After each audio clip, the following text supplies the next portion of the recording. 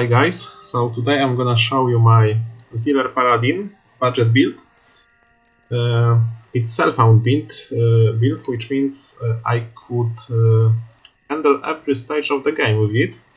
I played on pluggy mode, so it was kinda easier for put stats, but generally you can play it on Battle.net and it should still work because, like I said, it can handle every stage of the game with the same build without resetting your stats. So let's see at stats first.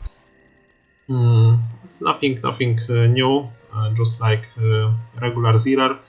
I put 20 points on Zeal, 20 on Sacrifice and 20 on Holy Shield. Holy Shield it's not necessary, but it's nice to have it. Also I put one in just to faster teleport, and that's it. Here you have to put all points in Fanatism, which give you some really good DPS. And basically these four, it's all you have to max out, and the rest of point you can spend on resistances just to have more max res, like here I have. So I put here some points and I have 4 more max light res. Also you can put some points here in Defiance, but I don't really like it. I think this build have anyway really good defense with Holy Shield and Merc Aura. Like 8k I think is really enough. Also with max block. So this is all about skills. Let's look at stats. It's decent damage, nothing crazy, but like I said, it's budget self-found build, so you can really play it self-found or buy gear for some word shards maybe or runes, but nothing really expensive. So I put strength just to have just to be able to wear all gear I have. I put dex for max block, and the rest of points I put in vitality. So I have decent life. My rests are also good. I lack in some fire, but it's okay. So let's look at gear. So I use Rune Master. It's really fun weapon because it have 5 sockets, so you can put some good ED jewels. I put some of them, and dual runes for more ED give me decent DPS. Also one of my jewel had increased attack speed, so I was able to reach max breakpoint for attack speed, which means I attack 5 times per second. At helmet I use Andariel Visage. This is kinda rare, so it's not really essential for this build. Before I had this one, I used this one. It's really good because it gives you really good crushing blow and some deadly strike. Also lucky corrupt for me for more poison res and max res. Also some FHR, which is always nice to have. So as amulet I use Seraphim. I'm not sure if it's really expensive thing, but you also can use any rare amu with some res, some stats, maybe palace kits if you're lucky. But I like this one because it gives me some extra damage, and DPS is really important if you want to clear maps fast. This build is kinda nice of maps. But the reason why I like it is because it can also solo Uber, so it's really nice. The shield is kinda funny because it's also give me only give me res, but look at these guys.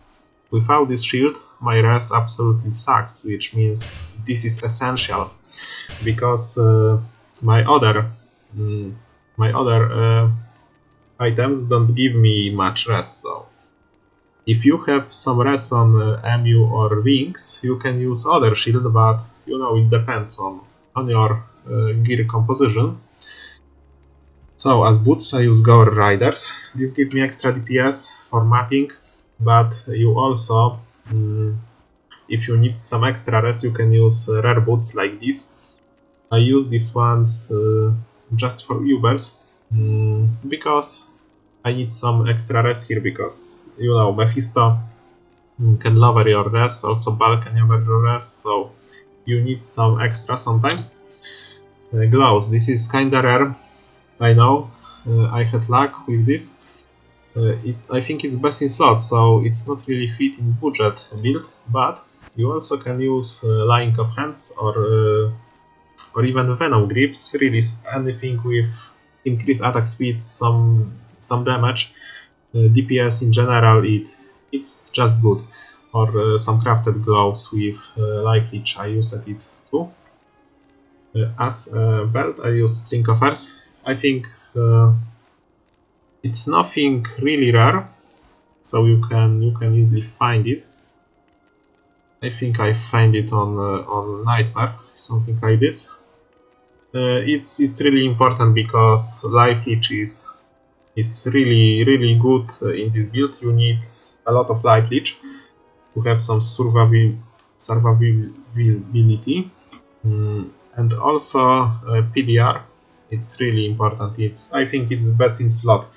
You also can use Verdungo, but it's more rare, so String of Earth I think really the best choice for budget. So here I use Bulkatos. You don't really need Bulkatos, it's not a must-have, but I use it because I had luck and just like it, but you can use here any life leech crafted ring with some extra stats. I used it before and it's also worked. Here you have Ravenfrost. Most of people use it mainly for Cannot Be Frozen, but Cannot Be Frozen I have here anyway, so it's pointless here, but I still like it because some extra attack rating, damage, dexterity and cold absorb.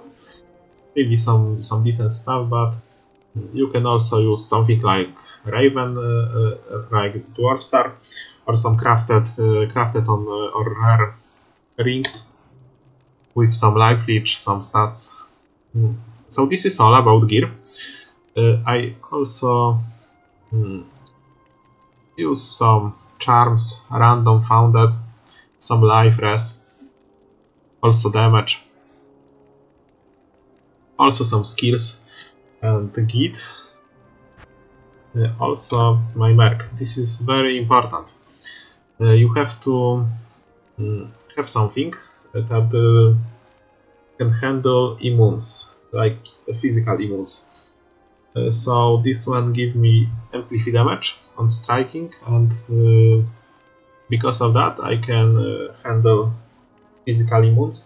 You can also use Act 5 Merc and give him a Gave Palm, and this also gives amplify damage or something like, I don't know, Barbarian Warcryers to deal with those immunes. You need something to deal with immunes. That's very important.